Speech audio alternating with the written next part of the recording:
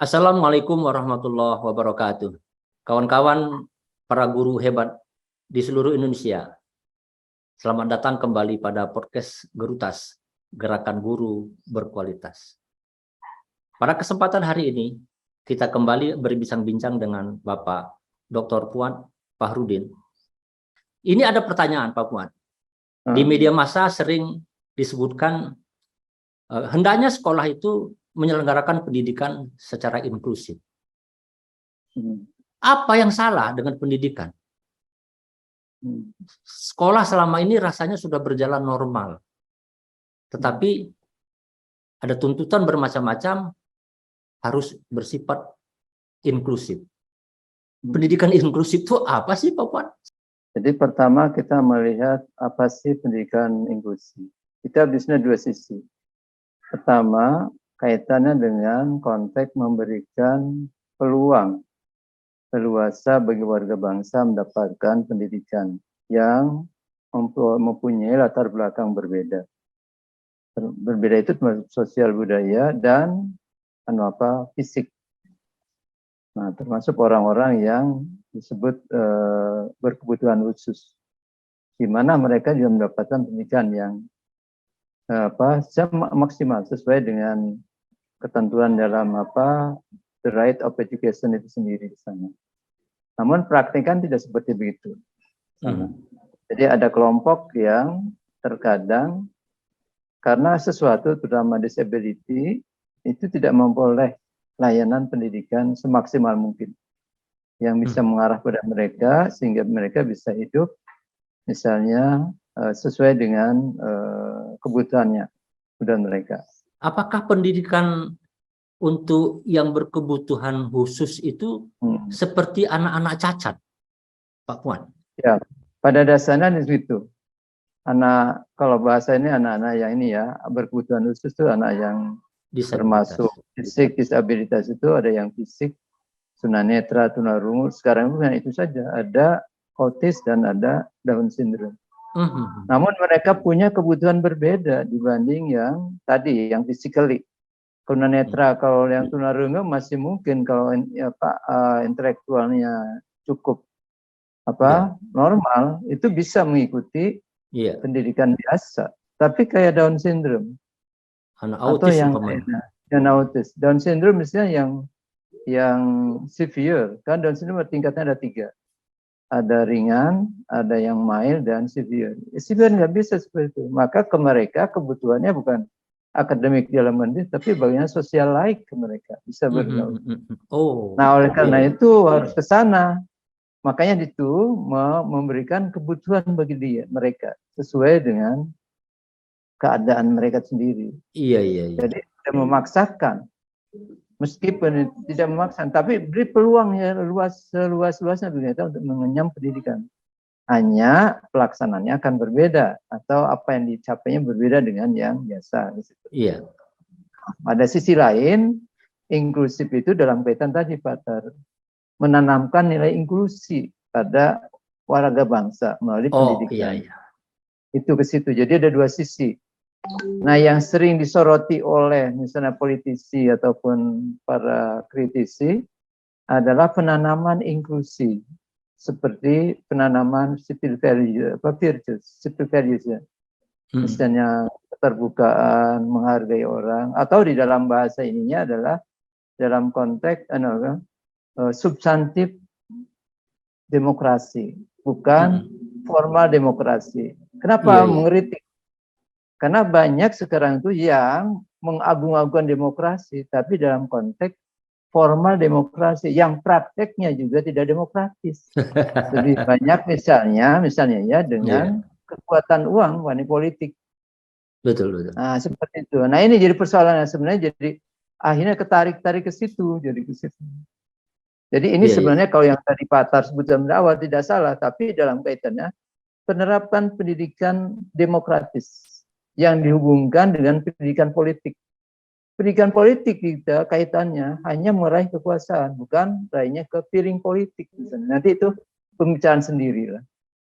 Nah, tapi kaitannya dalam konteks substantif demokrasi. Jadi kayak civil value itu, nilai-nilai keadaban itu. Ya kayak menghargai orang, terbuka, ya apresiatif dan toleran seperti itu. Nah ini Pak Tar yang ini. Artinya dua persoalan itu bermasalah sekarang di Indonesia dalam penyelenggaraan pendidikan kita, Pak Puan. Ya masih lah, walaupun sudah dilakukan, namun belum seperti yang diharapkan. Misalnya tadi, dalam konteks inklusi pendidikan untuk anak-anak yang berkebutuhan khusus. Pak Tar tadi menyebutkan, ada sekolah yang khusus untuk anak, SLB kan? Iya. Ada yang sekolah biasa. Padahal dengan demikian memisahkan interaksi anak yang berkebutuhan dengan tidak terjadi, sehingga besar kemungkinan ada salah pemahaman di anak kita yang biasa. Padahal dalam kehidupan seharusnya mereka berbaur. Bergaul, karena mereka punya hak untuk hidup bergaul dan bergaul. Tapi faktanya sudah dipisahkan di dalam kehidupan. Maka para kelompok inklusionis mengatakan dia keliru, harusnya tetap disatukan dalam sekolah biasa.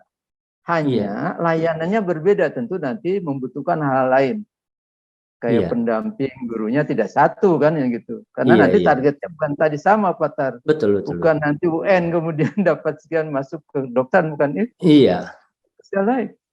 Anak saya itu Down syndrome severe. Itu dia ngomongnya babbling walaupun usia 21 tahun, 22. Jalan bisa jalan 5 langkah.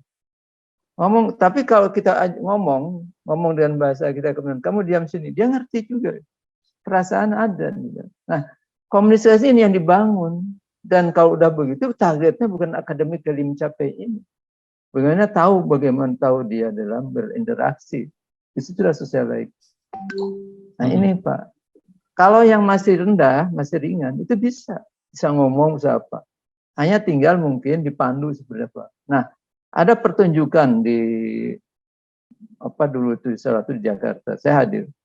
Mereka yang Down syndrome itu yang light sebenarnya, ringan, dilatih udah berbulan-bulan, tapi begitu tampil lagi, tarik, masih aja nggak keruan juga. Iya. Karena anak itu berulang kali, 10 kali kalau ngajari sesuatu, bukan puluhan kali bahkan.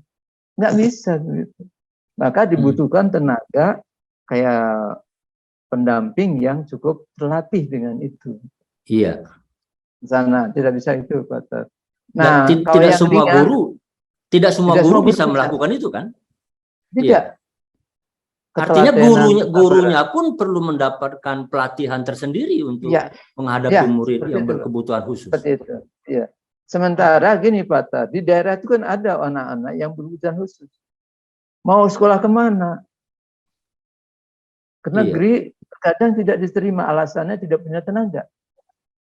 Kan? Terkadang kayak di Sukma akhirnya menerima, tapi itu yang lain. Tapi ya dia, kata saya ngomong, target Anda sebagai guru bukan menjadikan dia akademik bisa itu. Tapi bagaimana dia bisa berkomunikasi, berinteraksi di sekolah. Jangan dianukan pada yang sama. Anda harus paham, apalagi hanya 2 orang. Di sana ada 2 orang yang kena situ Pak Down syndrome. Nah ini sering ke sana. Maka kita sering tadi, misalnya saya ini kan, SLB sekarang tuh banyak kan tunarungu kan, tunawicara. Iya. Padahal ini mungkin biasa kan. Iya. Otaknya mungkin biasa kan, tidak juga di bawah ya. Mungkin bisa itu. Iya. Maka dia dengan bahasa Braille, dengan di alat pendamping ini, dia bisa akan mencapai. Makanya tidak heran misalnya ada yang seorang tunarungu, tunawicara bisa mencapai menjadi sarjana kan. Nah terkadang masyarakat tidak membedakan Pak terhadap kelompok disability. Itu masalahnya. Ya, apa karena Pak? Jumlahnya sesungguhnya sedikit. Lalu tidak mendapatkan perhatian. Karena sedikit, kemudian orang yang sengaja menekuni itu tidak terlalu banyak. Dan masyarakat pun ada image. Kalau anak berkelainan itu atau begitu dianggap di masyarakat yang tidak biasa memahami itu dianggap anak kurang waras gitu loh kasarnya. Misalnya gitu. Misalnya kayak anak saya, kalau orang nggak ngerti, dianggap dia itu anak kurang waras. Jadi anak anak gila lah seperti itu. Iya. tidak paham apa itu, karena informasi seperti itu belum merata pada seluruh masyarakat, kecuali di kota mungkin. Iya, iya. Nah ini Pak Tar, yang jadi persoalan ini sendiri. Apakah anak-anak yang berkebutuhan khusus seperti itu, yang disabilitas itu, punya potensi intelektual yang bisa jadi lebih dari rata-rata, Pak Puan? Mungkin nggak seperti itu? Saya belum menekan, tapi kalau dari misalnya ya pengalaman anak saya sendiri, menurut diskusi dengan dokter, ya kecerdasannya sesuai yang ada dia miliki awal. Nggak bisa dalam pengertian kecerdasan dalam seperti yang umum, tapi meningkat dalam pengertian bukan itunya, keterampilan di dalam hal lainnya nanti. Lalu kalau begitu Pak Puan, tujuan penyelenggaraan pendidikan inklusif itu bagi kelompok siswa minoritas seperti ini untuk apa? Nah, bagi mereka ada social life, dia bisa berkomunikasi, berinteraksi dengan orang lain yang disability maupun yang tidak. Dia mengerti, jadi komunikasi gitu, paham. Oh, ke situ. Jadi sasarannya ada social life. Iya, iya. Sehingga nanti di sekolahnya tidak diajak ngomong, kan itu. Kalau ada ini kan, walaupun dia tidak bisa ngomong kan, kalau diajak ngomong terus kan ngerti. Paling gampang ini Pak Tar, kucing itu, kalau Pak Tar nanti kucing, diajak ngomong, dikasih nama, lama-lama kalau dipanggil nama X juga kan terus. Iya, iya, kan? Betul. Apalagi manusia kan, meskipun akan bisa. Nah, ini yang jadi masalahnya. Nah, tidak semuanya orang memahami sampai ke sana. Sehingga komunikasi batin itu menjadi penting. Rasa akhirnya. Nah, itu kan tidak pernah dipelajari di sekolah biasa, Pak Tar. Ya. Artinya kalau pendekatan inklusif ini dilakukan, maka satu, menciptakan kehidupan sosial yang normal. Kira-kira gitu kan ya? Satu. Kemudian kedua, mereduksi kemungkinan sejumlah kecil anggota masyarakat kita menjadi beban. Gitu kan ya?